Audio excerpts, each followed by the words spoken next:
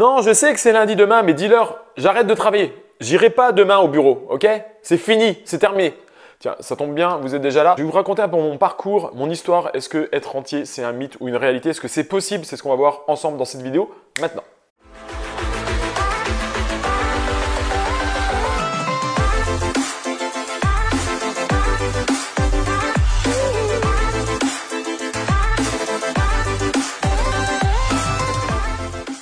Bienvenue dans cette nouvelle vidéo. Aujourd'hui, je vais te raconter mon parcours et un peu mon histoire. Comment je suis arrivé à vivre de mes revenus locatifs. Est-ce que c'est un mythe ou une réalité? Est-ce que c'est possible? Tu te poses peut-être cette question à l'heure actuelle. Et c'est pour ça que ça me tient à cœur de raconter mon parcours et que je ne suis pas extraordinaire. J'ai simplement eu des objectifs que j'ai suivis pour arriver à me créer la vie que je souhaitais avoir. Pour commencer par le départ, j'ai une enfance normale. On est issu de familles modestes avec Julien. On n'a pas hérité, on n'a pas de grosses richesses et on n'a pas manqué d'amour non plus. Donc on était dans des classes sociales moyennes, je dirais. Et étant petit, je ne savais pas ce que j'allais faire. Mais la première fois que j'ai entendu le mot rentier, j'ai directement demandé à ma mère, maman, c'est quoi un rentier? Elle m'a dit, c'est quelqu'un qui gagne de l'argent sans rien faire. Et là, je me suis dit, en étant enfant, mais c'est quand même assez incroyable. J'ai l'impression que le monde est régi par, j'ai déjà compris que le monde était régi par l'argent. Il y a des gens qui gagnent de l'argent sans rien faire. Alors la définition, bien sûr, c'est pas vraiment celle-là, mais je me suis dit en étant petit, pourquoi tout le monde ne devient pas rentier en fait, si ça a l'air d'être si bien que ça. Et puis, j'ai laissé ça dans un coin de ma tête. J'ai fait des études. J'étais ni très bon élève, ni très mauvais. J'étais dans la moyenne. J'ai toujours fait en sorte de ne pas redoubler et de vraiment faire le minimum d'efforts. Donc j'ai décidé, pour faire plaisir également à mes parents qui voulaient que mon bonheur, ils m'ont incité à faire des études et j'ai été faire un IUT Tech Deco. Et suite à ça, j'ai fait un bac plus 5. Voilà, simplement parce que j'avais pas envie d'aller dans le monde du travail, c'était pas par vocation, je savais pas ce que j'allais faire. À la fin de mon bac plus 5, je suis parti un an en Australie et là j'ai vendu tout ce que j'avais en France. J'avais pas grand chose, j'avais une guitare, je devais avoir une petite moto et c'est à peu près tout. Je me suis acheté un billet d'avion et je suis parti en Australie pendant un an comme beaucoup maintenant de jeunes font en working holiday. Et je suis arrivé une fois en Australie, il me restait 500 € en poche. Donc autant te dire, j'avais pas grand chose, j'avais plus de biens, j'avais rien qui m'attendait en France, j'avais simplement mon billet retour et j'arrive sur le territoire australien avec 500 € en poche. Donc il fallait que je trouve du boulot très rapidement. Et ce que j'ai fait, je me baladais dans la rue à Melbourne et je m'en souviendrai toujours, j'ai vu une petite affiche collée sur un poteau de feu rouge en fait tout simplement.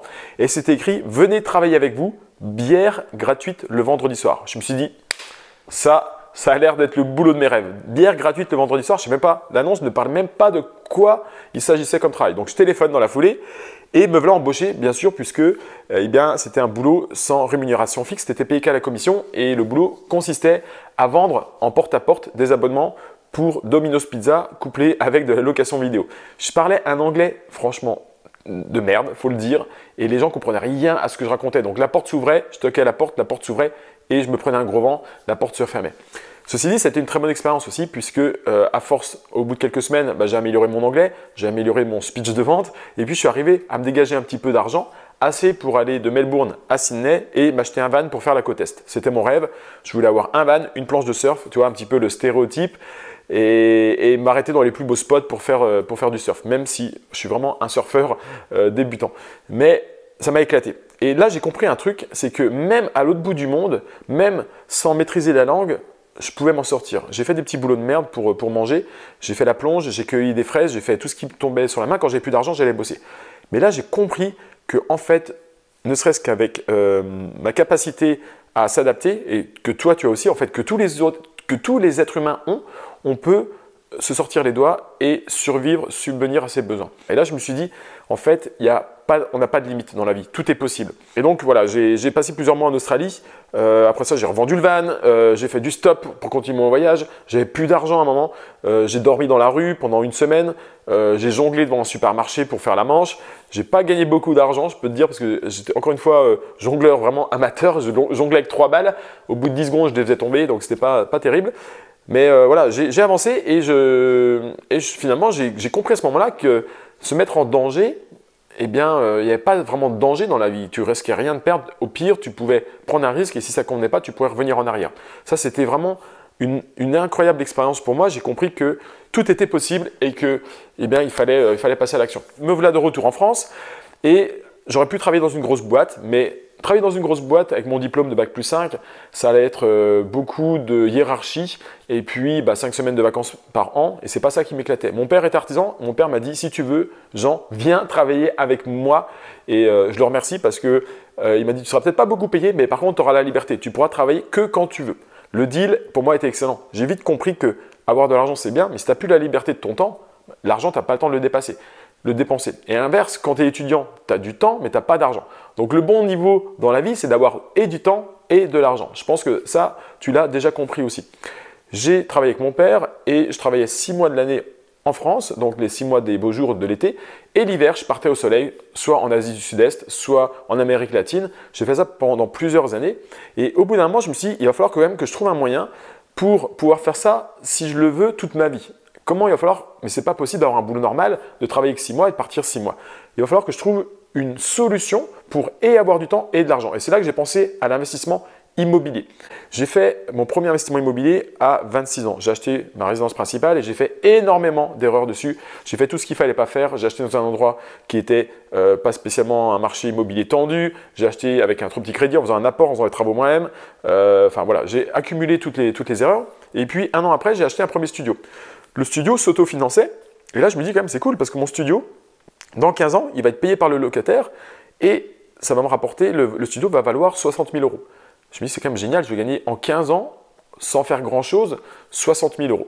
Ça m'a bien fait réfléchir et je me dis je vais peut-être en refaire d'autres appartements. Donc j'ai acheté d'autres appartements, j'ai acheté après ça des maisons et puis on a acheté des immeubles. Parce que si tu ne trouves pas un moyen de gagner de l'argent pendant que tu dors, tu vas être tous les jours obligé de travailler jusqu'à la fin de ta vie. Et l'investissement immobilier, pourquoi on fait de l'investissement immobilier avec Julien et pourquoi je t'encourage toi aussi à faire de l'investissement immobilier, c'est parce que l'investissement immobilier sont des revenus passifs. Et une fois que c'est mis en place, tu les as à vie. C'est ça qui est beau dans l'immobilier. Donc on a vraiment perfectionné notre technique avec Julien pour acheter de plus en plus d'immobilier. Et quand j'ai commencé l'immobilier, mon rêve c'était d'avoir 10 appartements. Je me suis dit, Jean, quand tu auras 10 appartements, tu seras le roi du monde. Enfin, c'est ce que je me disais à l'époque dans ma tête. Je suis assez vite arrivé à 10 appartements. Je dirais que ça m'a pris peut-être 3-4 ans. Sauf que je n'avais pas utilisé toutes les bonnes techniques. Je n'avais pas tout optimisé. Et finalement, avec 10 appartements, je pensais que j'allais pouvoir arrêter de travailler, mais ce n'était pas le cas. J'avais un petit peu de cash flow, mais pas suffisamment pour arrêter de travailler. Pourtant, je ne gagnais pas beaucoup d'argent. Je gagnais 1 200 euros, mais je n'avais pas remplacé complètement mon salaire. Donc, j'ai perfectionné à chaque fois que je faisais une erreur dans un investissement immobilier. Tu apprends tes erreurs, donc tu ne les renouvelles pas. Donc j'ai racheté à peu près une vingtaine d'appartements en plus et une fois arrivé à 30 appartements, là j'ai pu vraiment gagner mon indépendance financière. Ça c'est arrivé à peu près à mes 35 ans, j'ai 38 ans au moment de la vidéo et à 35 ans je me dis cool, Jean tu es arrivé à atteindre tes objectifs, tu as à l'heure actuelle à peu près une trentaine d'appartements qui te dégagent plusieurs milliers d'euros par mois une fois toutes tes taxes payées, une fois tous tes crédits payés et toute ton imposition, tes assurances propriétaires non occupantes ou tes frais d'entretien. Et je me suis dit, ok, maintenant c'est le moment de la retraite. Et puis la retraite, au bout d'une semaine, tu te fais vite chier en fait, parce que tu n'as plus rien à faire. Et j'ai créé avec Julien la chaîne Immorenta, donc là où on vous apporte du contenu, pour vous expliquer un petit peu notre parcours et qu'est-ce que vous devez mettre en place vous aussi pour vous créer des revenus passifs afin de changer votre vie.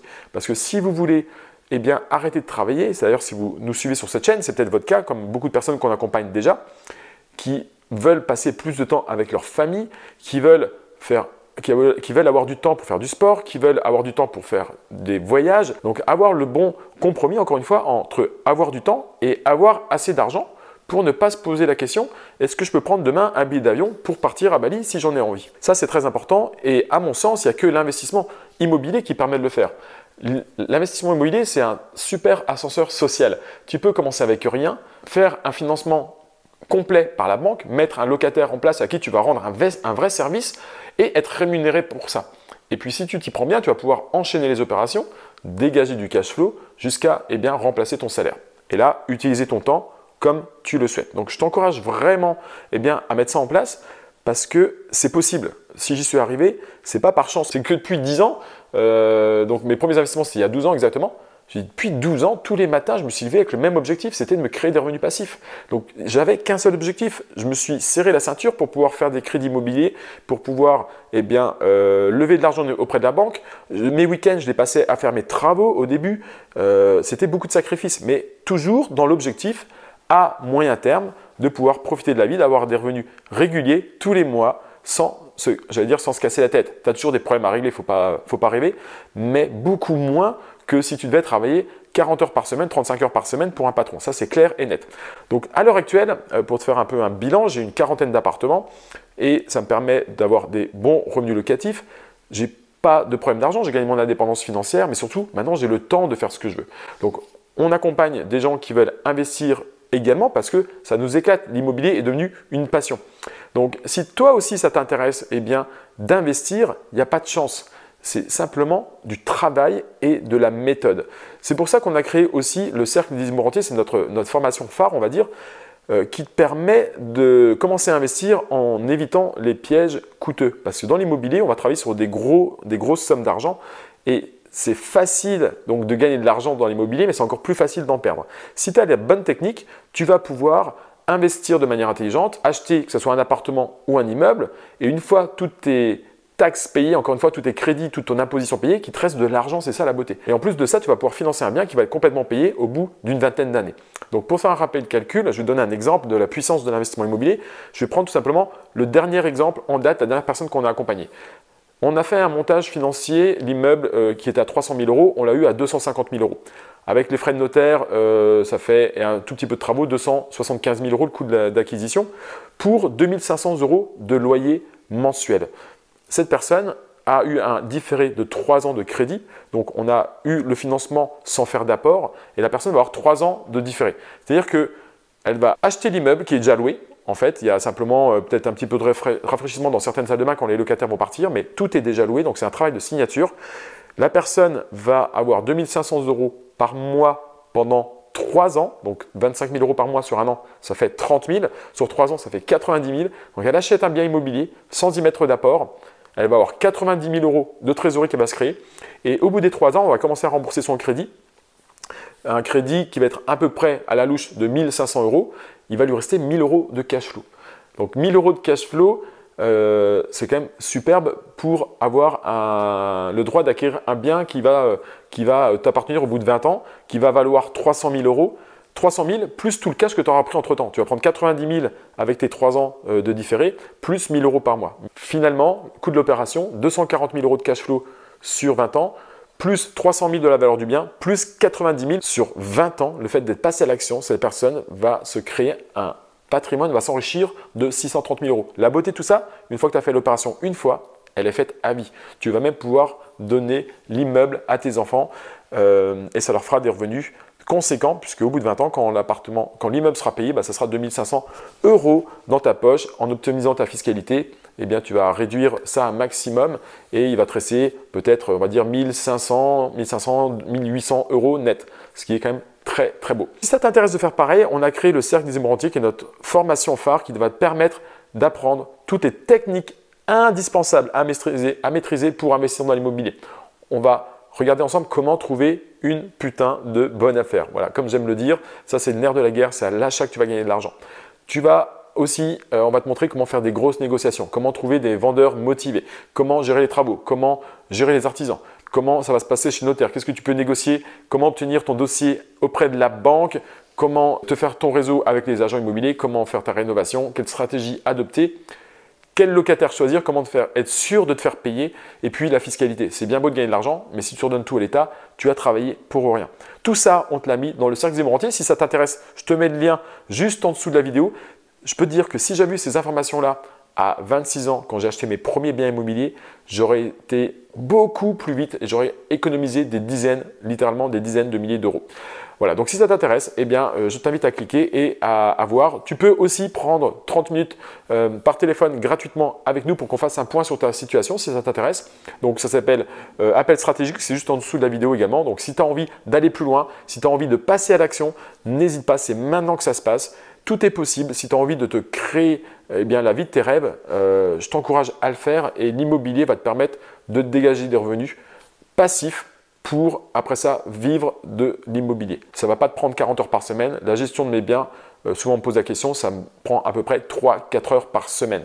Donc, tu vois, c'est quand même assez relax pour avoir des revenus assez conséquents. Par contre, il y a beaucoup de travail et ce n'est pas fait pour les personnes qui pensent que ça va se faire en un claquement de doigts et qu'en 2 mois, tu deviens rentier. Il y a du travail, Mais ceci dit, en l'espace 1 an, 2 ans, 3 ans, en fonction de ta détermination, en fonction des moyens que tu as à l'heure actuelle, en fonction de tes revenus et de ton épargne, tu vas pouvoir remplacer ton salaire. C'est ça aussi la beauté de l'immobilier. Voilà, j'espère que vous avez aimé la vidéo. Si c'est le cas, mettez-nous un pouce. Abonnez-vous à la chaîne également Imorenta pour avoir nos nouvelles vidéos toutes les semaines.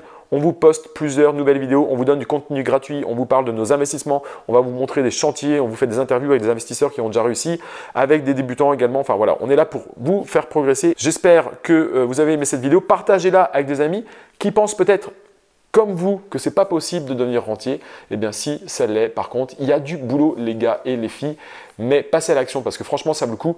Même si ça prend 3 ans de votre vie et que vous arrivez à vous dégager des revenus passifs et à remplacer votre salaire, je pense que ça vaut le coup de faire des efforts. Voilà, je vous dis à très bientôt dans une prochaine vidéo sur la chaîne Imorenta. Ciao, ciao!